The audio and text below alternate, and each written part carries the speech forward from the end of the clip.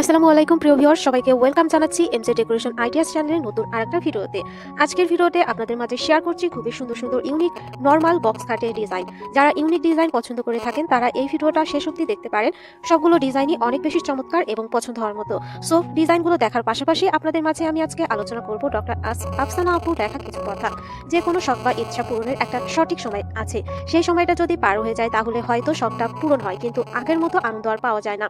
17 বছর বয়সে যে বিরিয়ানিটা খেতে অমৃত মনে হয়, 32-এ এসে সেটা খাওয়ার অনুভূতি আর আগের মতো নাও থাকতে পারে।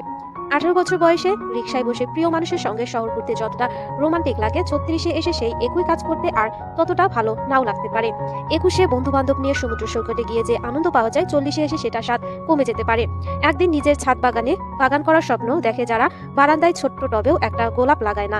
দেখা যায় সময়ের অভাবে পড়ে ছাদ বাগান আর করা হয় না। একদিন চাকরি করে বাবা মাকে দামি উপহার দেওয়ার ইচ্ছে থাকে, কিন্তু যখন টাকা হয় তখন হয়তো মা বাবা আর থাকে না। জীবনের ছোট ছোট আনন্দের মুহূর্তগুলোই মানুষকে বেঁচে থাকার শক্তি দেয়।